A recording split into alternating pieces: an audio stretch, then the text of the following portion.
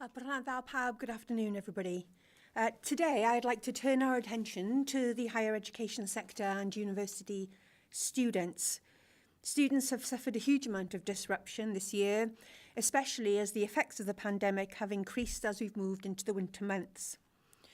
I strongly believe that being able to engage with your teachers, lecturers, professors and peers face-to-face is the best possible way to learn where it is possible to do so. But despite the tremendous work of our universities, their staff, students and volunteers, with additional testing and plans in place to make learning as safe as possible, the new COVID strain has unfortunately made it necessary to ask the majority of students to study at home for the time being. This means that tens of thousands of students are now helping to keep Wales safe by staying away from campus. Throughout the pandemic, I have regularly discussed these issues with students and their unions. NUS Wales in particular have represented the concerns and day-to-day issues facing students in a constructive and thoughtful manner. And I know that, as well as the challenges the current situation has presented in terms of learning, it has also created new financial pressures on students. Many of our students have needed to pay for their term time accommodation while, for very important public health reasons, have not been actually able to live there. And a large proportion of students are also been unable to access part-time jobs that they would usually rely on. As a government, we recognise how challenging this is, and I'm pleased that Wales continues to lead the way, as all of our universities have already offered student refunds to students living in halls of residence, which will be of great help to them. But of course, there are students living in private rented accommodation, and with lectures moving online, it's also important that students have adequate access to online learning technologies. And that's why I'm very pleased to announce today that the Welsh Government will provide an additional £40 million for universities to support students facing financial hardship, helping the students most affected by this pandemic. Universities will be asked to prioritise funding towards the most vulnerable students, as well as strengthening advice and support services.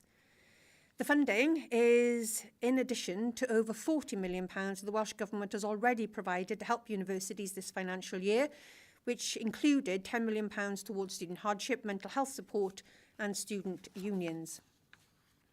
Education creates opportunities, it changes lives, it makes our society fairer and is vital to long-term economic prosperity.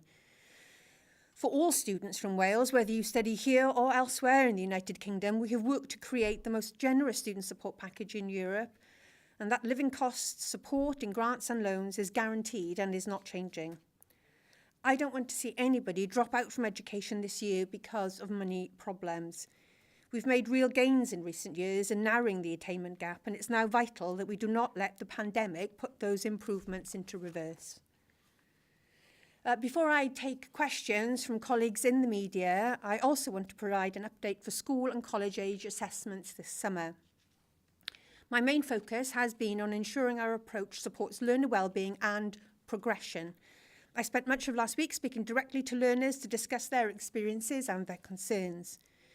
The design and delivery group that I set up is working at pace and met twice last week to look at how we can adapt our approach to be responsive to the continuing disruption. I will receive the design and delivery group's policy proposals early this week, which I will then discuss with Qualifications Wales and the WJEC. I will provide further details on Wednesday afternoon. Thank you once again for your efforts in keeping Wales safe, and now we will turn to questions. And today I believe we are starting with Bethan Lewis at the BBC. Good afternoon, Bethan. Good afternoon, Minister. Can I ask first of all about the vaccination programme? The First Minister said this morning that a reason for not using more of the vaccine supply immediately was to prevent vaccinators standing around with nothing to do. Why is avoiding that an issue when surely the overriding priority here is to get people protected as soon as possible? Well, thank you, Beth. And first of all, it's really important to say that all of our vaccinators who are working in our vaccination centres, increasingly working out of GP surgeries and other aspects of primary care, are working flat out, as is the Welsh Government, to speed up the vaccination programme. We are not holding back on any supplies of the Pfizer vaccine or the Oxford AstraZeneca vaccine. We are distributing Pfizer in a careful way to ensure that there is the infrastructure in Wales to deliver it safely and most efficiently, avoiding wastage, because it is such a precious resource. Last week, if I'd stood here, we would have been talking about 22 mass vaccination centres that are delivering Pfizer. By the end of this week, we will have 45 mass vaccination centres delivering Pfizer, and 95% of our stocks of the AstraZeneca Oxford vaccine have already been administered.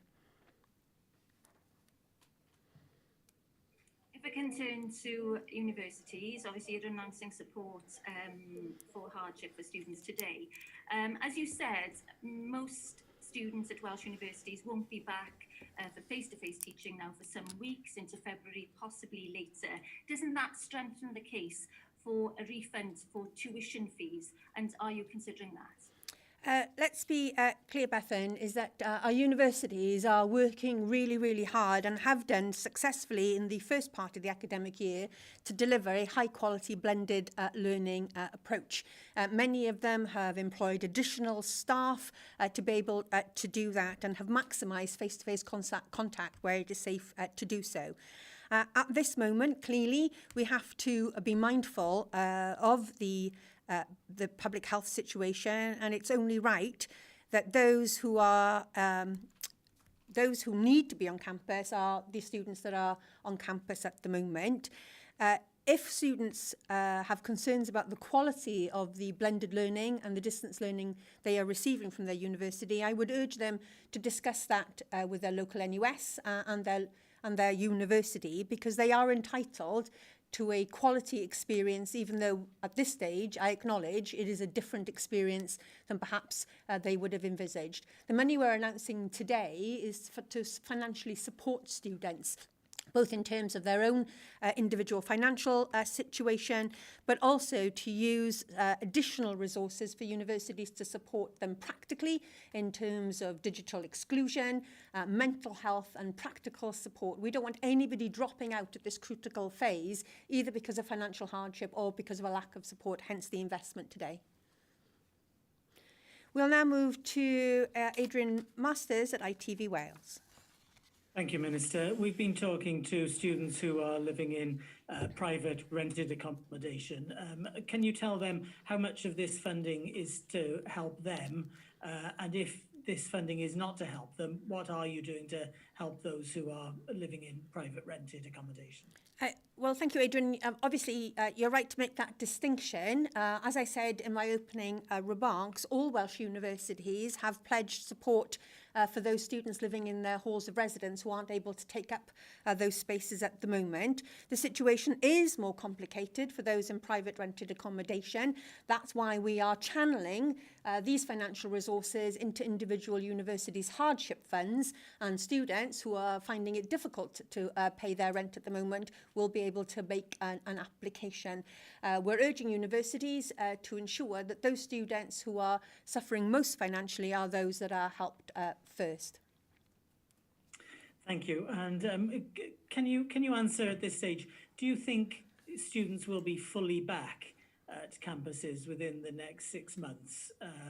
If not, and if it's a possibility that that's not the case, is it best to level with students and their families now to say that they won't be returning in a full usual way anytime soon? Well, Adrian, I wish I had a crystal ball and be able to make those, cast iron guarantees, which I know many people really, really want to have. I think the principles that are guiding me is that we want to minimise disruption to education and maximise face-to-face tuition, whether that be in our schools, whether that be in our colleges, or indeed in our universities.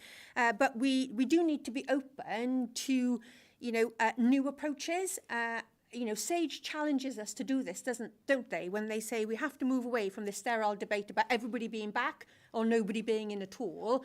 And I'm very keen to have conversations with our universities, with unions that represent those working in universities to look at more creative ways.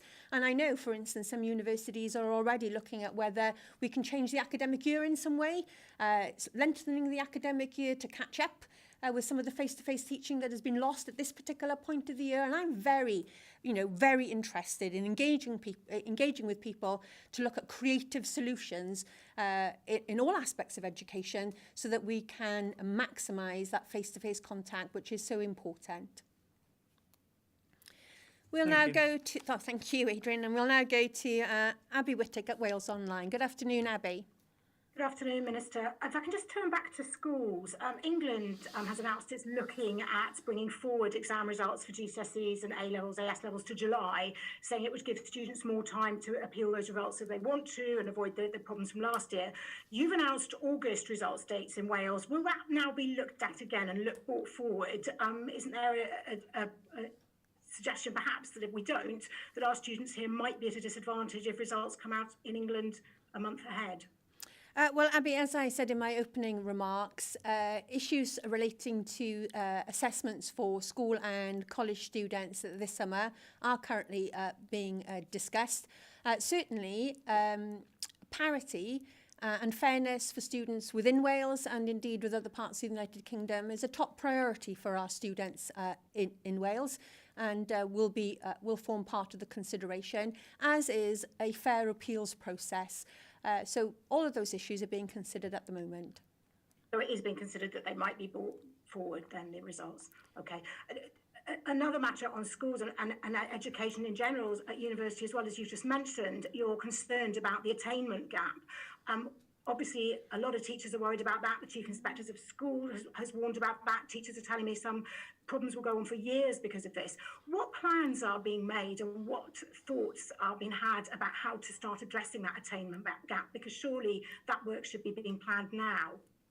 Well, absolutely, Abby. I mean, the first and most important thing that we can do to address the attainment gap is to get as many children back into school for face-to-face teaching as is possible. And as I said in answer to an earlier question, I'm keen to explore all the possibilities of how we can do that and how we can maximise those opportunities. As you know, last summer we looked at the possibility of changing the academic year. And at that time, I wasn't able to gain support for those proposals. But the best way we can address the attainment gap is getting children back to face-to-face teaching and working creatively to look at those opportunities. We've already invested in excess of £29 million this year on issues of catch-up. We will continue to work with local education authorities to plan additional resources and suitable catch-up programmes, because you're right, the disruption to education that we've experienced so far cannot be made up in a single academic year, and we need to have a collective endeavour now to get children back to school when it is safe to do so in a creative way, as well as looking at then catch-up to address learning loss that has already occurred. We'll now go to Lydia Griffiths at S4C. Good afternoon, Lydia. Prynawn dda. Gweinidog. If I could just focus on schools firstly. In June 2020, University College London conducted research that highlighted that Wales performed poorly compared to other parts of the UK in terms of the amount of online learning its pupils completed while schools were closed. Without proper access to appropriate technology, pupils could be subject to a huge disadvantage here in Wales. Now, in our third lockdown, how do you plan to address this issue? Well, thank you for that. Well, in a report last year by the Education Policy Institute, that independent think tank said that Wales had led the way in supporting digitally excluded students. Since the pandemic, we have supplied in excess of 100,000 devices to schools. Schools are busy lending those devices out. We have a further 35,000 devices that are due to be delivered in the next few weeks. And we've also had the advantage of the Hub Learning platform, which has not been available to other parts of the United Kingdom, as well as free access to Microsoft software and Adobe software. So I think we're in a really good place to be able to support digital learning.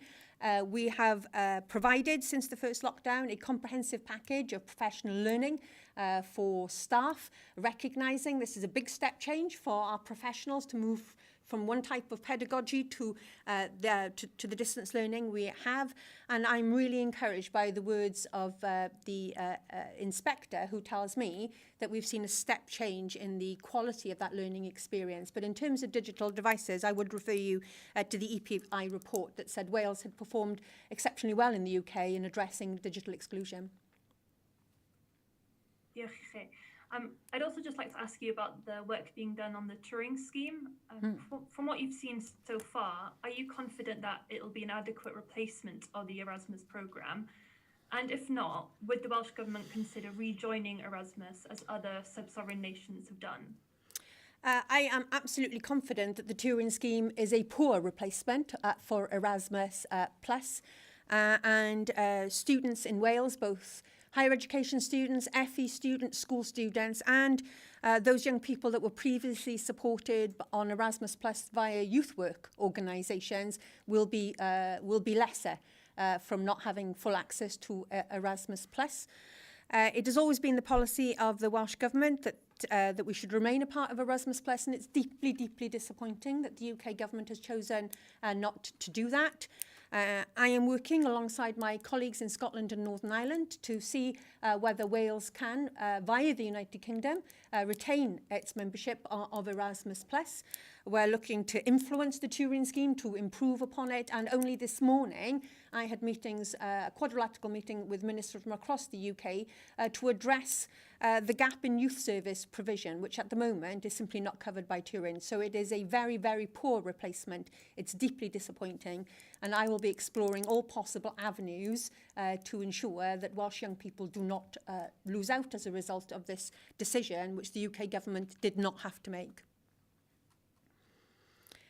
Daniel Bevan at LBC, please. Thank you, Minister. Good afternoon. You've said that you're not holding back on any doses of the vaccine, but figures today, released at midday, show a significant drop in the number of vaccines given day to day over the weekend. And you've known about the difficulties the Pfizer vaccine has in its transport and, of course, its temperature storage since long before it was approved. How is this anything other than mismanagement on the Welsh Government's behalf?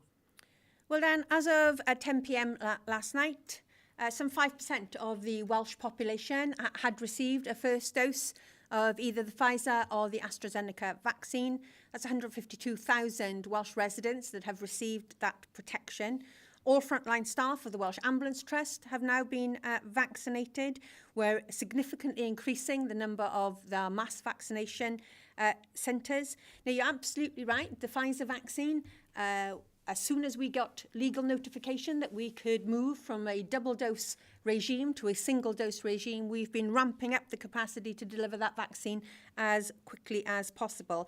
And I am confident that we remain on track to ensure that all those in the top 4 vaccination groups, that's everybody from age 70 above and those that were previously shielding, will be vaccinated by mid-February. Thank you. And you've hinted once again today about a possible phased return for schools. What's the latest on a school return? And also, is there potential that face-to-face teaching could still not return until after the February half-term? Well, as you know, first of all, we need to ensure that the virus is under control and case numbers in the community are dropping because that's a really, really important factor for enabling more children to go back to face-to-face education. I have had very productive conversations with our local education authorities last week who, like me, are determined to be as flexible and creative as possible to maximise face-to-face tuition, looking at parts of the cohort who may be able to go back sooner rather than later, what more we can do to make our schools and colleges more COVID secure. Can we have rota systems, and can we again look at the pattern of school holidays to get as much face-to-face tuition as possible. I'm very keen to have all opportunities on the table because getting children back to school is an absolute priority for me, and we will continue right the way across education with, as I said, LEAs, with unions, to explore every single possibility to get children back to school as quickly as it is safe to do so and it is possible to do so. We'll now move to Rod Minchin, PA. Hello, Minister. Can you explain to me the rationale behind delaying giving the Pfizer vaccine? Surely vaccinating as many people as possible in Wales as quickly as possible should be the priority.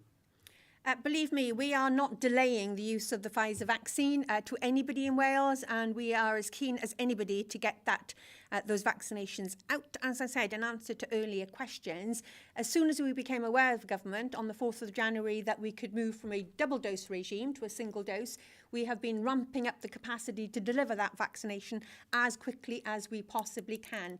Now, because of the limitations on storage of moving of the Pfizer vaccine, the most efficient way of doing that is via mass vaccination centres. And as I said, this time last week, we had 22 of those in Wales. By the end of this week, we will have 45. And if I think to my own constituency in Powys, which of course is a very large geographical area, it has very dispersed populations, they are running multiple lane vaccinations out of 3 centres to get as many people vaccinated as quickly as possible, and they are doing that not only during the week but through the weekend.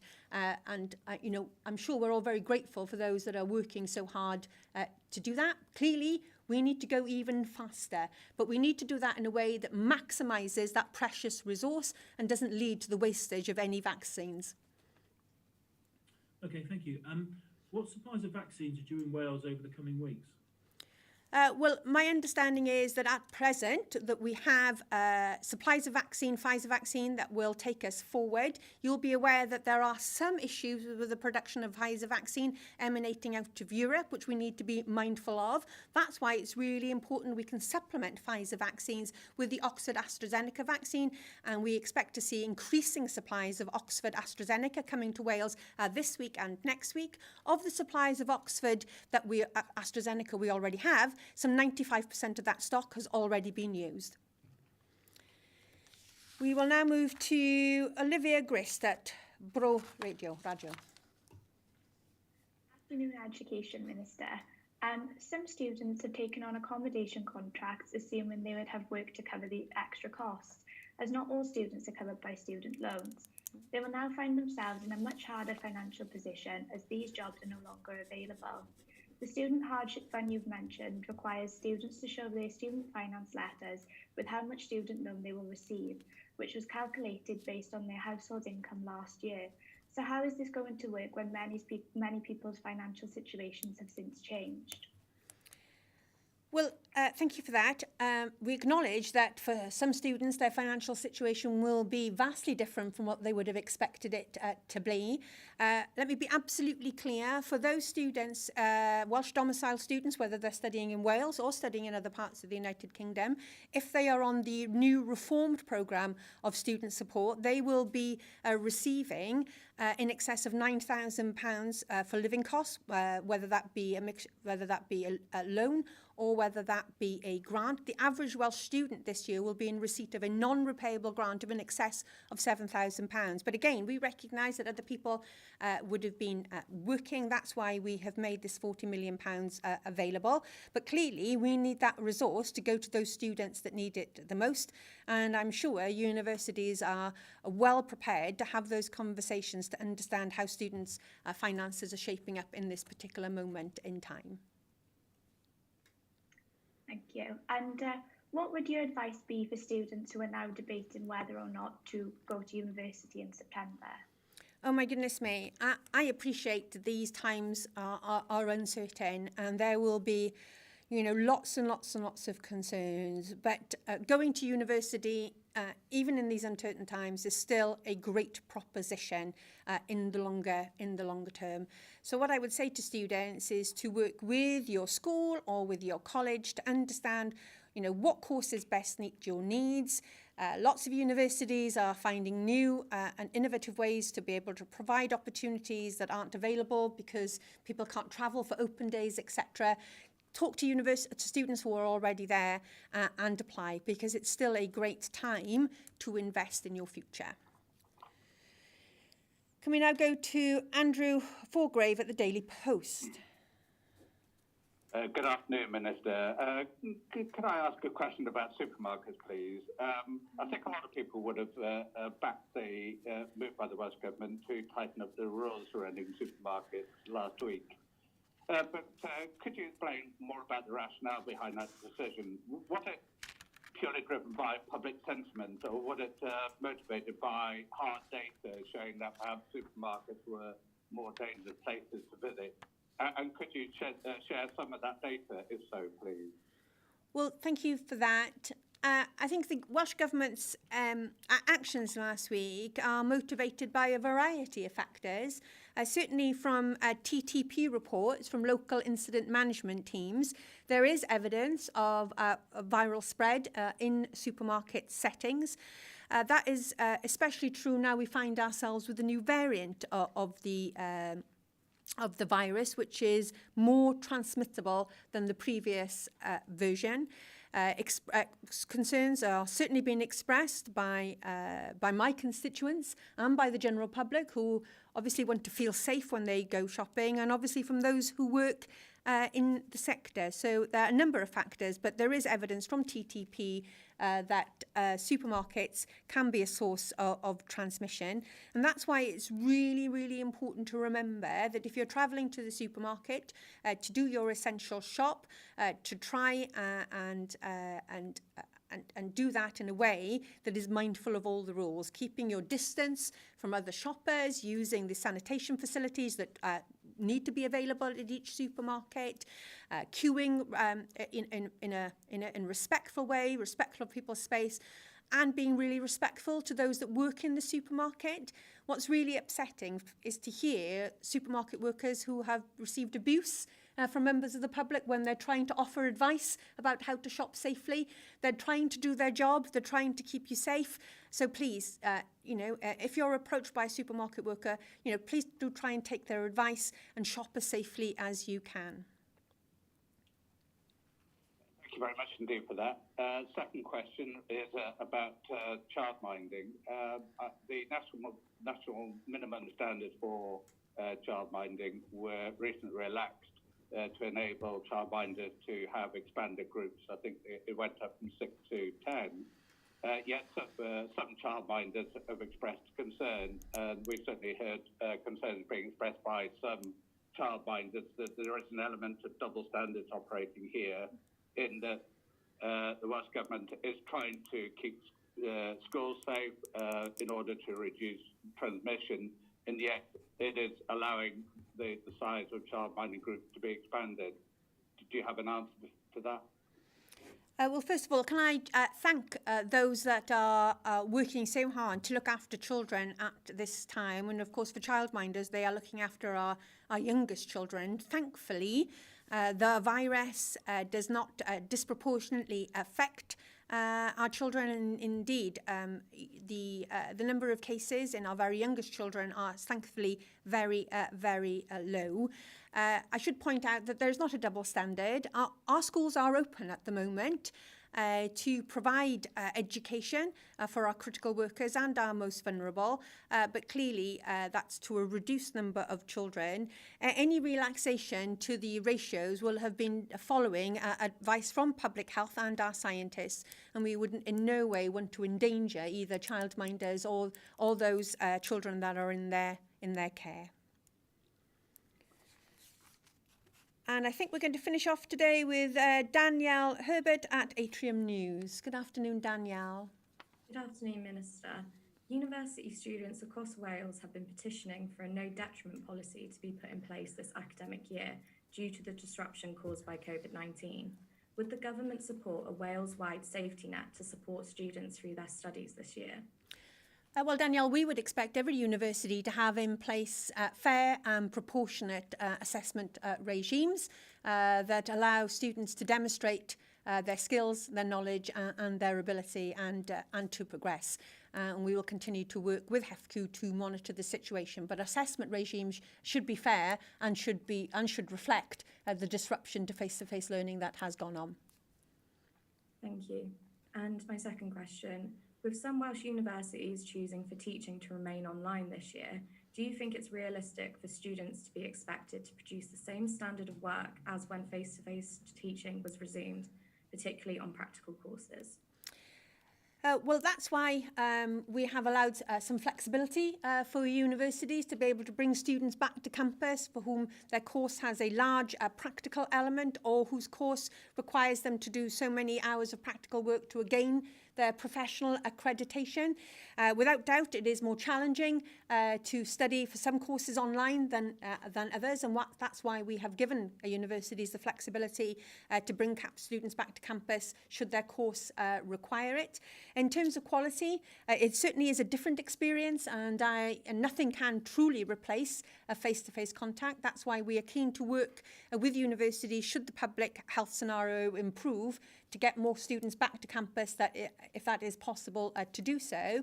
But nonetheless, that online blended learning approach should be of high quality. And as I said earlier, if students are concerned that they're not getting the quality that they had envisaged, then they need to raise that with their university. But I am encouraged about the innovative solutions and proposals we're beginning to look at to see how we can address that to improve the student experience. And I'm very grateful for the flexibility that is being shown and the imagination that is being shown and needs to be shown at this time to minimise disruption to education.